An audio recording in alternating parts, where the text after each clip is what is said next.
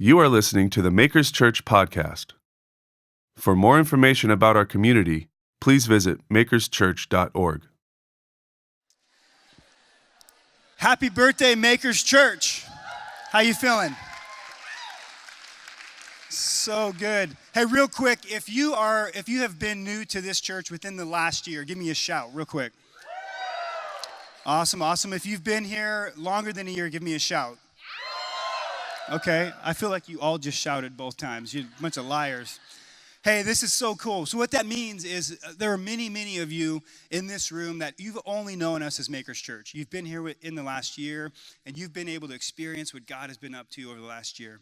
And so many others of you have been with us for longer than a year. You've known us both as Mosaic San Diego, and you have transitioned with us into becoming Makers Church. And what we're really celebrating this morning is really a lot of what God has done in the last year as we have launched out from becoming a campus of Mosaic up in Los Angeles and becoming our own church. And it's been really an incredible and crazy experience for us. And we really want to celebrate that this morning together. If you're new with us today, if this is your first time with us, you're joining us at the tail end of a series that we've been in called Reclaimed Rituals. We've been celebrating Lent together as a church, and what we've done is we've picked different spiritual disciplines over the last several weeks that we have unpacked and practiced together. And we've really tried to understand them maybe from a new perspective, or many of us have even heard of these things for the first time. This is the splash zone up here. I'm sick as a dog this morning. I'm going to try not to sneeze on you. So this morning what I want to do is I want to talk about the spiritual discipline of celebration. And, celebration, I think, is a spiritual discipline that we often overlook, especially in the church. Depending on what your faith tradition is, maybe you see faith as really this personal or private thing, something that's somber, or maybe something that's introspective or reflective. And I think a lot of times we can take ourselves just way too seriously. And I love that for thousands of years that the people of God have gotten this discipline right. In fact, my wife Laurel and I and some friends, we went to Israel a couple years ago. And one of the best, coolest celebrations I had ever been a part of in my life was just a simple Sabbath dinner in the home of some Jewish people. And they know how to get down every Friday. It's built into the rhythm of their life, the Jewish people, the children of God. And they got this right. They understand that there are these disciplines that we have in our lives, but celebration is one of them. And without it, all of the other disciplines can just be boring and stale. And so this morning I want to talk about that discipline. There's this story that I love in 2 Samuel 6 that I want to use to help us understand this concept of celebration this morning. A little backstory before we get into it. In 2 Samuel, David has just become king. Thank you, Corey. He has just become king, and he has got a new vision, a new plan. He's going to unite the kingdoms, and he's going to bring everybody together. And he has taken the ark of God that had been lost. It had been stolen. The Philistines had it. It was not in the possession of the children of God, and they had just gotten it back. And he wants to take it to the capital city that he has just developed and established. And where the city is it stands in the middle of all of these different kingdoms, and his goal was to bring peace and unity between the kingdoms. And he has this big vision that his people would be a people who have reconnected with this idea of worshiping Yahweh. See, the generation before had lost what it meant to worship, lost what it meant to celebrate, and David has this vision for it, and he's going to bring it back into fruition. And so they're moving the ark of God to the city, to the place that David had prepared for the ark to sit. And it doesn't go as well as they had planned. David was an activator like me. He didn't really take time to research or understand the best way to get things done. And so they take it upon themselves to handle the ark however they felt like they should. And somebody just got struck dead like the chapter before. It didn't go well. And so David stops for a minute. He figures out, the Levites, they're the only ones who can handle this thing. So he gets the Levites together, and they're going to move this thing, the ark of God. They're going to go on this journey. They're going to move it into the city. And 2 Samuel 6:12 says, "Now King David was told, 'The Lord has blessed the household of Obed-Edom and everything he has because of the ark of God.' So remember, somebody had just died. They moved it. They stopped for a minute. They're like, let's recalibrate. So the ark had been sitting in the house of Obed-Edom, and they're just watching to see what God's going to do. And all of a sudden, God has blessed the house of Obed-Edom, and he's like, all right, it's time to move. So David went to bring up the ark of God from the household of Obed-Edom to the city of David with rejoicing. When those who were carrying the ark of the Lord had taken 6 steps, he sacrificed a bull and a fattened calf. Wearing a linen ephod, David was dancing before the Lord with all his might. Now, when I hear that, what I think of, like the dance form that I think of, is crumping. Like at this point. Like if you don't know what crumping is, Google it. But that's what dancing, prove it. That's what dancing with all your might looks like to me. So David's crumping as they're leading this thing towards the place that it's supposed to go. It says, while he and all of Israel were bringing up the ark of the Lord with shouts and with the sound of trumpets. So really, when I think of trumpets, I think of like really great jazz. So he's crumping to jazz music, you know? And I think what we see here is, that I think is fascinating to me, is it says that they began rejoicing. David was dancing with all of his might simply after they had taken 6 steps. And I'm like, man, isn't that like too early of a celebration? Like you don't know how this is gonna go.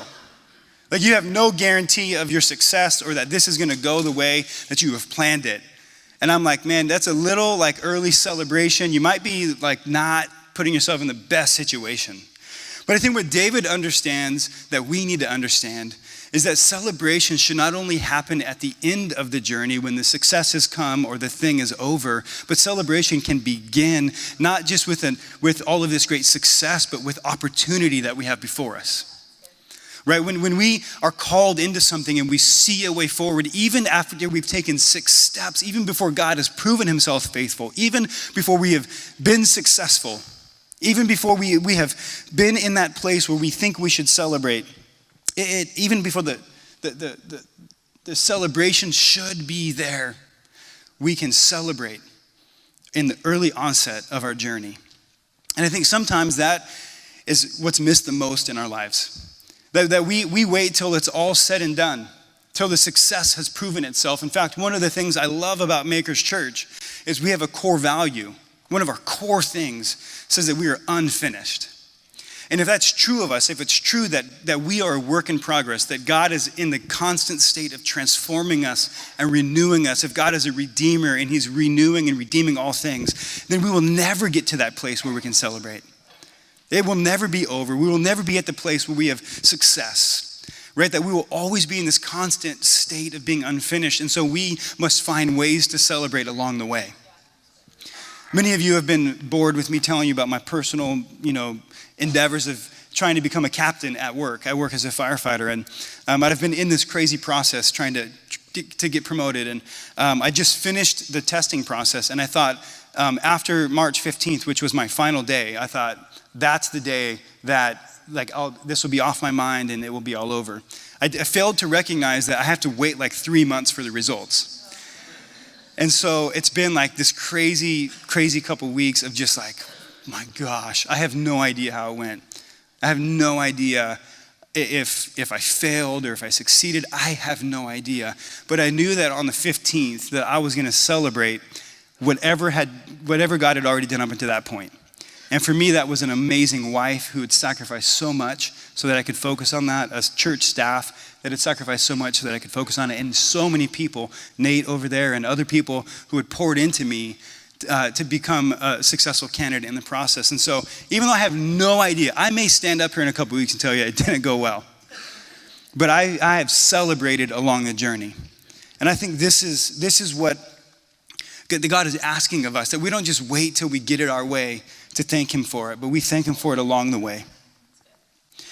Verse 16 says, as the ark of the Lord was entering the city of David, Michal, daughter of Saul, watched from a window. This is his wife, by the way. This is David's wife. And when she saw King David leaping and dancing before the Lord, she despised him in her heart. That's messed up, man. This is his wife. This is how my wife talks about me when I try to dance. She despises me in her heart. I almost broke her nose one time trying to dance. It was awful. But I think what we can pull from this is, look, not everybody's gonna understand your celebration. Not everybody's gonna understand what is causing you to rejoice. Rejoice anyways. Even when you have naysayers, even when you have people that don't understand why you should be grateful or thankful, celebrate anyways. Verse 17, it says, they brought the ark of the Lord and they set it in its place inside the tent that David had pitched for it. And David sacrificed burnt offerings and fellowship offerings before the Lord. And after he had finished sacrificing the burnt offerings and fellowship offerings, he blessed the people in the name of the Lord Almighty. Then he gave a loaf of bread, a cake of dates, and a cake of raisins to each person in the whole crowd of Israelites, both men and women, and all the people went to their homes. This is awesome. They got party gifts. There was party favors at this party.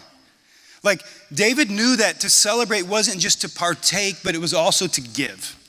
That celebration is not something that you do on your own, but you bring other people into the process and you journey together through it. In fact, we have a little gift for you guys on the way out today to celebrate 1 year. And Gil talked about it. There's these cool little enamel pins. All the cool kids have them, which is all of you.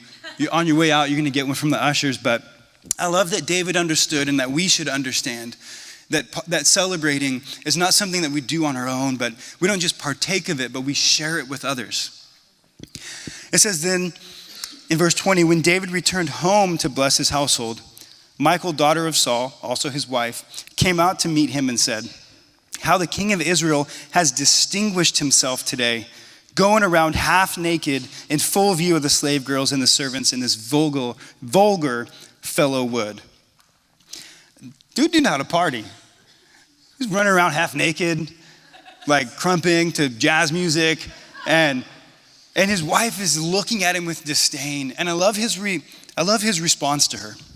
David said to Michal, it was before the Lord who chose me rather than your father or anyone from his house when he appointed me ruler over the Lord's people Israel. I will celebrate before the Lord. I will become even more undignified than this, and I will be humiliated in my own eyes. But by these slave girls you spoke of, I will be held in honor. And Michal, daughter of Saul, had no children until the day of her death. Now, every time somebody gets struck dead in the Bible, I'm like, I have no idea how to explain that. Like every time that happens, I'm like, God, we got to talk later. And I don't know exactly what happened here. I don't know if this was a curse because of her discontentment towards her husband. I don't know what it was, but maybe this is simply pointing to the fact that celebration is essential for our health. It says that she had no children after this, that she'd become barren, that she was unable to reproduce, that she had become unhealthy. And I wonder how many times we misunderstand the idea that there are things in our world, there are things going around all of the time that are causing us pain and agony and despair that we actually have control over sometimes, and we don't recognize it. Even this simple idea of celebration, science proves is good for our health. Science talks about the dopamine and oxytocin, serotonin and endorphins, these things that bring about happiness and joy. In fact, in running, any of you guys runners? You guys are crazy. They talk about endorphins being like the runner's high that like masks the pain of running. I actually don't think I have that in my body. Like, because every step of running hurts. So I'm like, I don't think I have endorphins. I think I'm missing those. But what science proves is that there are certain practices in your life that can bring about these chemical reactions in your body that make you healthy, that make you receptive to the goodness that God could have for us. And I think celebration is one of those things that when you celebrate, when you choose to celebrate, it brings about the joy in your spirit. It's not the other way around. See, you don't have to find yourself joyful to then celebrate. When you celebrate, when you find the good in something, when you find the good of what God has done, then it brings about this joy in your spirit, this happiness that can make you well. And I think that the scriptures point us to this idea that it is our choice as to whether or not we will find the good, whether we will find the good and celebrate it. And I think that we should also understand from this story of David that we shouldn't necessarily count the opinion of others when it comes to having bearing over how we choose to celebrate.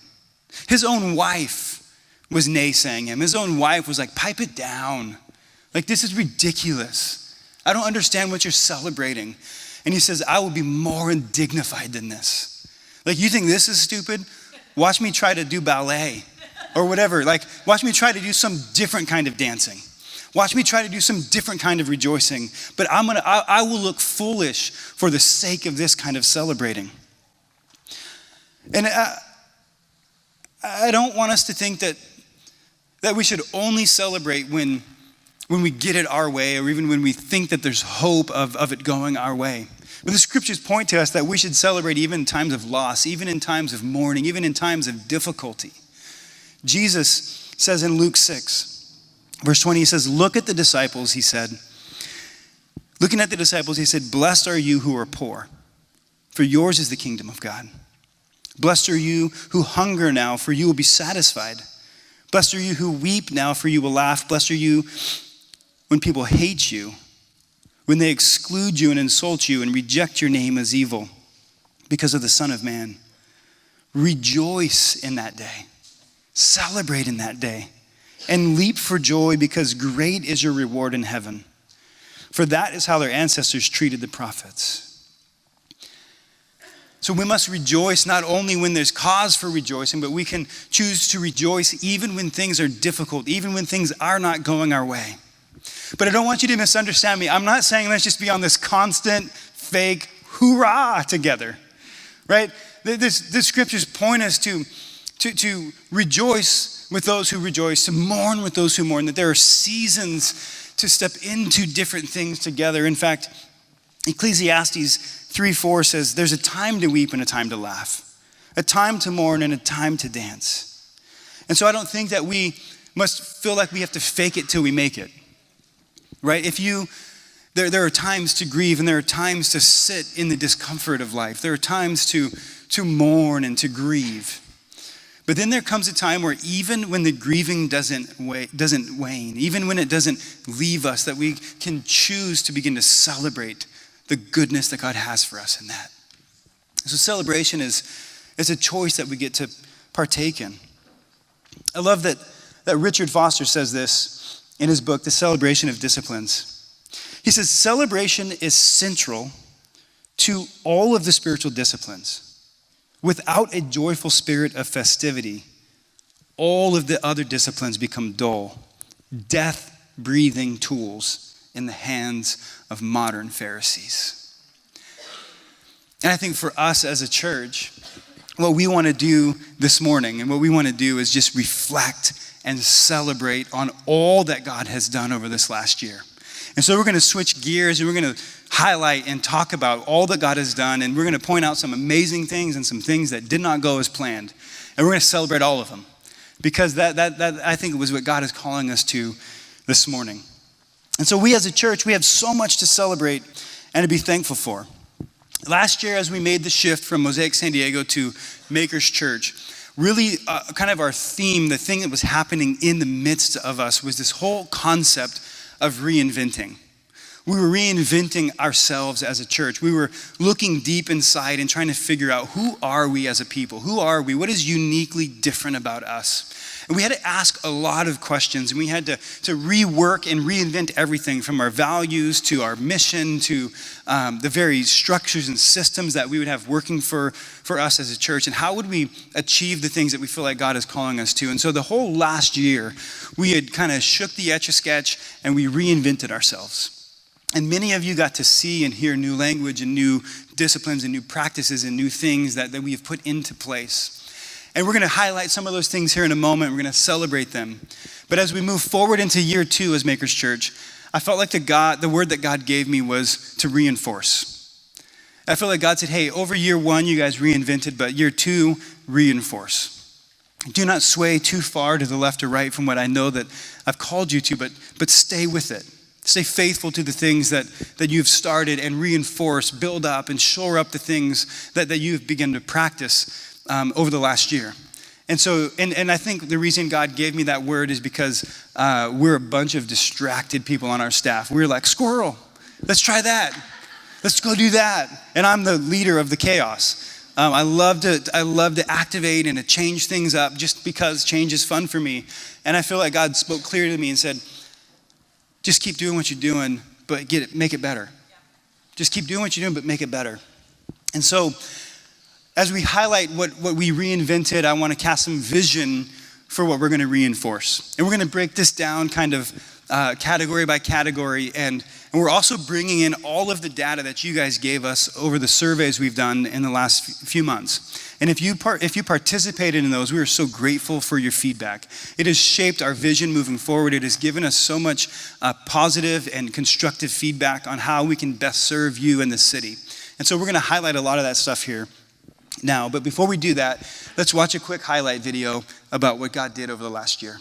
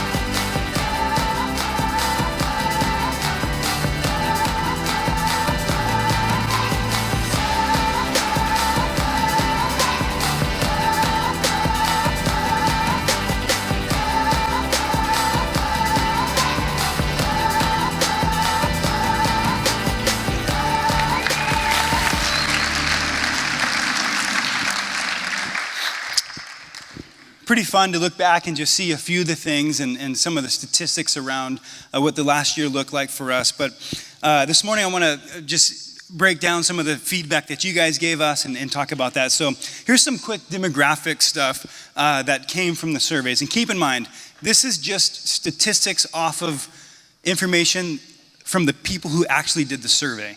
Does that make sense? So this is not like necessarily true of our whole church. This is just from the people who did the survey. It's a big distinction, don't forget that, because I do all the time. I'm like, wow, that's amazing, or that's depressing. And then I'm like, oh, it's just the people who did the survey. So first, we've got a little breakdown about kind of the makeup of who has been here for how long. And so the first slide is about 46% have been with us for more than 1 year, and that's the cheering that y'all just did. That kind of made it interesting to me.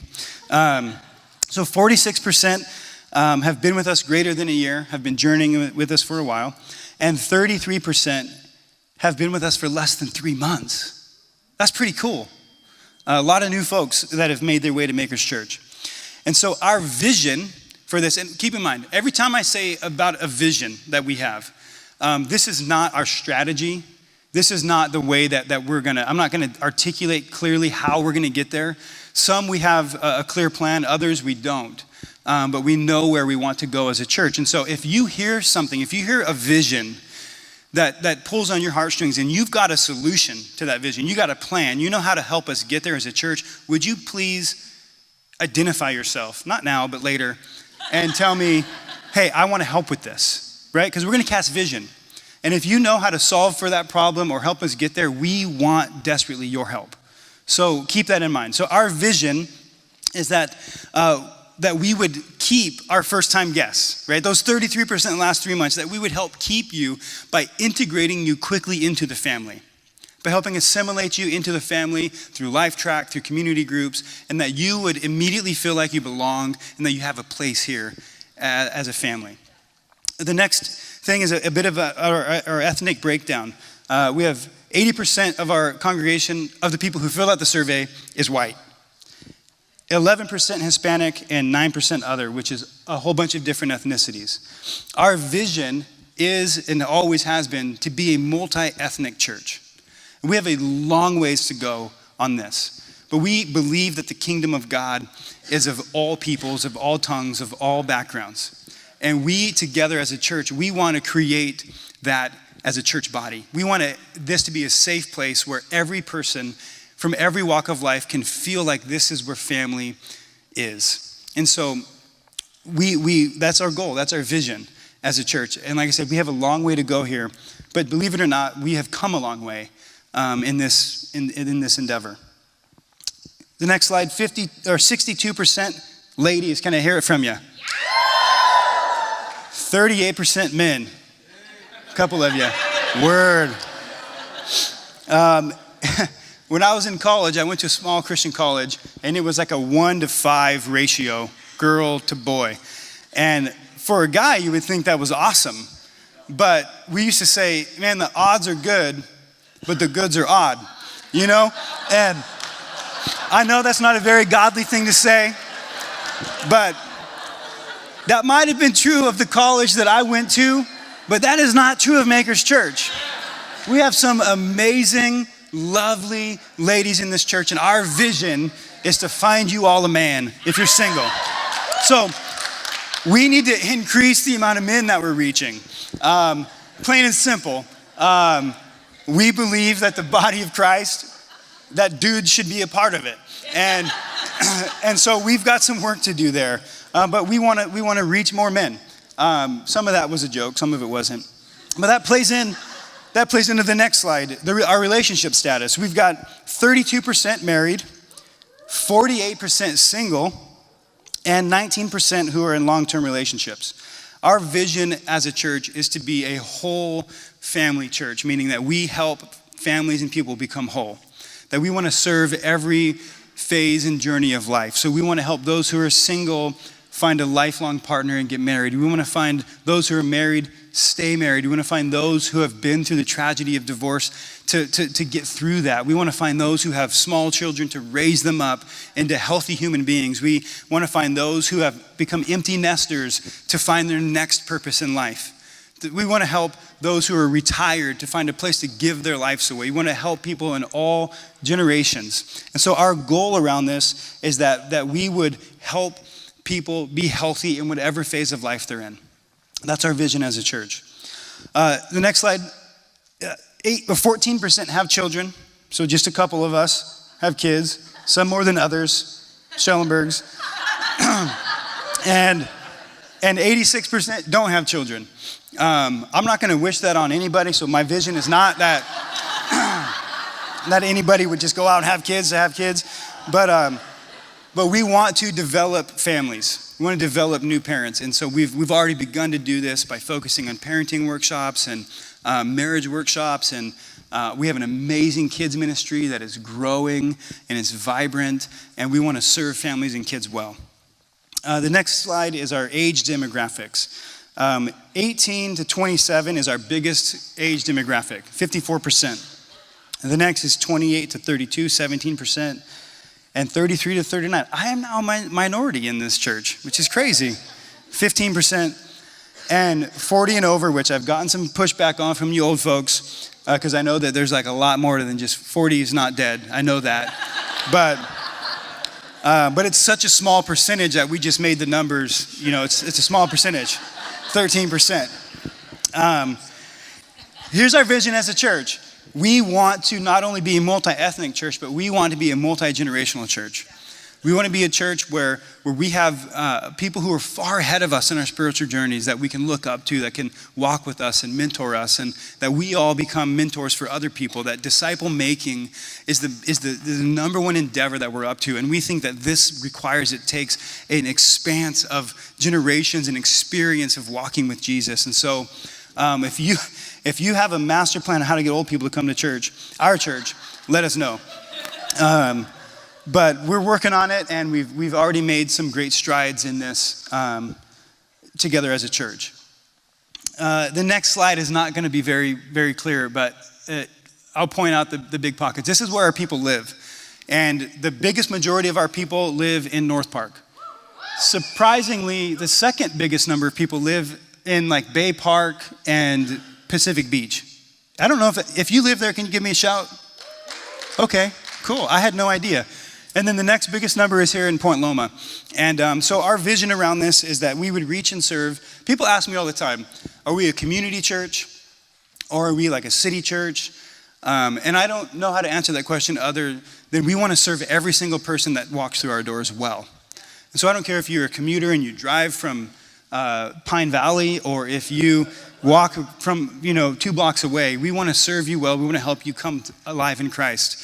And so we want to serve you well. But we do as a church have a vision to reach more Point Loma families, because we do believe that where we live and where we do church is an easy place to reach people, specifically Dana Middle School.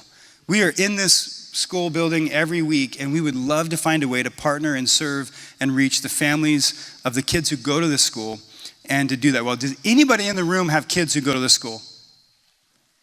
We got a lot of work to do.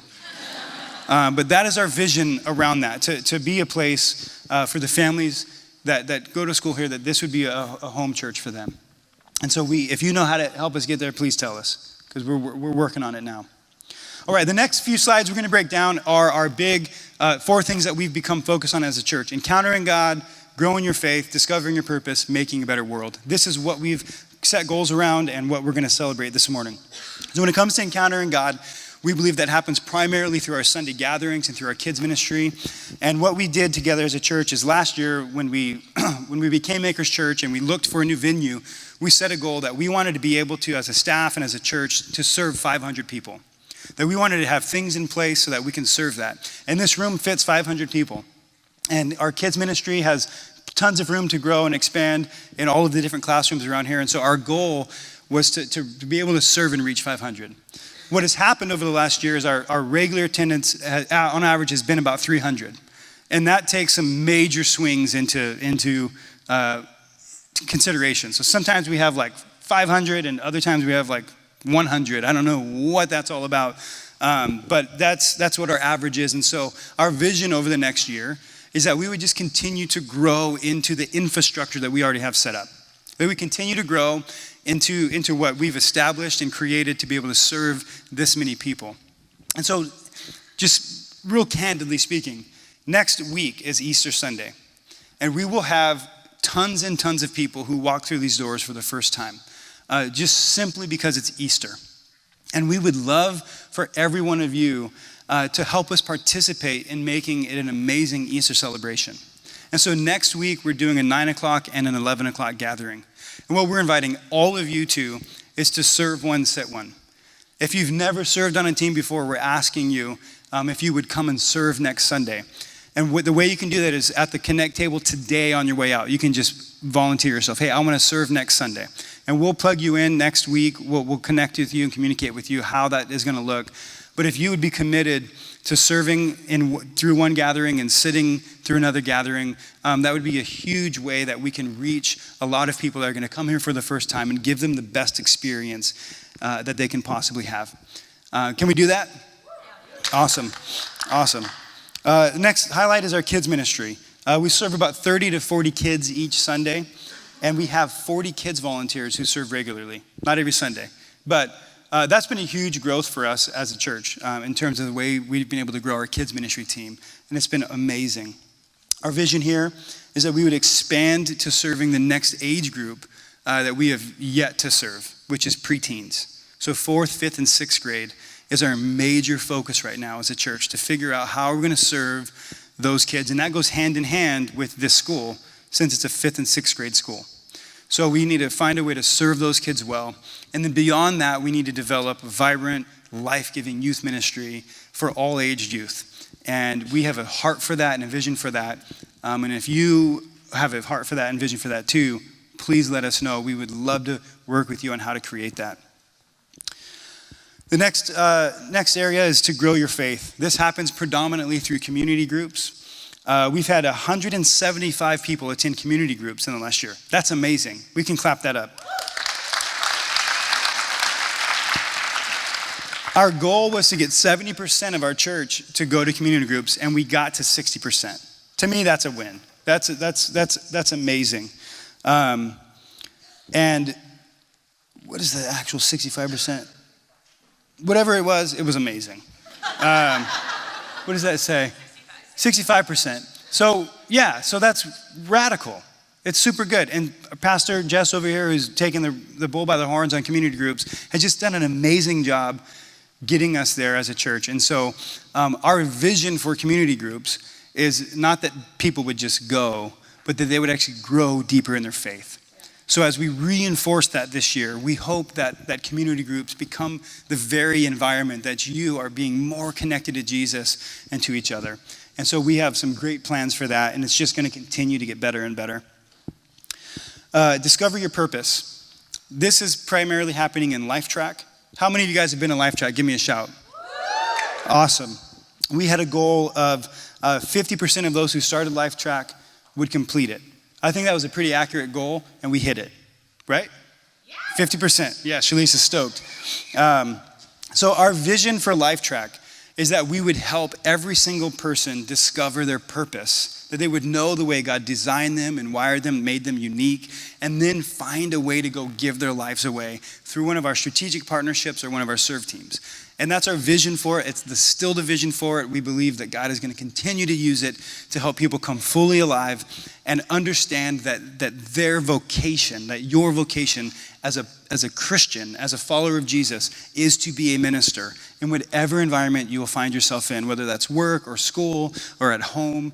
And we want to help you find the right environment to give your life away. And that kind of, from a bigger picture perspective, is our disciple-making strategy is all encompassed in LifeTrack community groups. It's all connected. And the last thing is make a better world. We have amazing serve teams at our church. We have amazing strategic partnerships. And we have an amazing outreach and peacemaking ministry that, well, I'm just break that down, we'll wrap it up. We wanted at least 50% of our attendees serving. And our actual is 40% over the last year, which is amazing. Our vision around this is that we would increase the amount of people who continually find their place to give their life away in. And that it would be life-giving. That it wouldn't be out of obligation or out of like peer pressure or us like browbeating you. But this is like a place that you become fully alive as you give your life away. So a couple highlights over our outreach and peacemaking endeavors last year. In 2017, we sent 44 people to Punta Colonet, which is a project in Mexico that we've been partnering with for years, with medical, kids ministry, red light ministry. We've served 500 Syrian men and women and children through interfaith refugee distribution in a big community picnic that we were part of. Refugee tutoring and back to school night. We had 36 volunteers participate in that regularly. September 24th was our International Justice Mission Freedom Sunday, which was amazing. We heard from Ashley Gutierrez, and we all participated in that. Christmas, we had our Bridge of Hope supply drive. Over 600 children received toys because of what you guys brought and participated in. Christmas, we adopted a Miles Apart family, which is Sam and Tina Dula, who are some of our elders here, foundation that they started. We adopted 2 families in Atlanta and just poured love on them and blessed them throughout the Christmas season. And then in January, we sent a team of 10 volunteers to Haiti. And it was such an amazing trip that we sent a full-time missionary there a week ago, Lori Shaw, which is amazing. She moved there. God just grabbed a hold of her heart. Really cool all that God did and all that you participated in over the year. For 2018, our goal is to be focused on 2 impact areas, global and local. And for our global impact area, we've partnered with YUMI, which is an amazing organization founded by Pastor Mark's wife, Lauren, and that we've been partnering with for a long time. And our goal is to have 50 volunteers partner for 2 different fundraising events and projects. And then to continue our partnership with Punta Colonet, which the big vision there is to continue and finish building the major infrastructure there, which will be a daycare center for families with many other things. And so we want to continue to partner with them on that. For local, we want to stay focused this year on at-risk youth and the refugee community. Our goal is to participate in 9 activities through Monarch School, so that'd be 3 a trimester for us. Continue to partner with them. to establish this care portal that will be 5 other churches in the area that partner together with us to connect people with families who are fostering children and supporting them in any needs that they may have. And so we're looking for 5 partner churches. We need 5 to get this going. And once this care portal gets developed and established, then we together as a church can basically adopt families who have fostered children and support them and love them along the way. We want to donate 200 items to Bridge of Hope and spend 100 hours tutoring through refugee tutoring. So those are our goals for 2018 that I believe that we can mobilize and be a part of. And then the last thing is about money. So we together as a church, we give 10% of our income, of our tithe, we give it away to strategic partners. And last year, here's what we gave. We gave 2% to Young Life, Punta Colonet, North American Mission Board, and YUMI. And partway through the year, we partnered with an organization called ARC, Association of Related Churches. And there's the dollar breakdown that you can see. This is money that you guys gave to Makers Church that we in turn gave away to other partner organizations that we think are doing amazing work in the world. And so we can clap that up. That's amazing.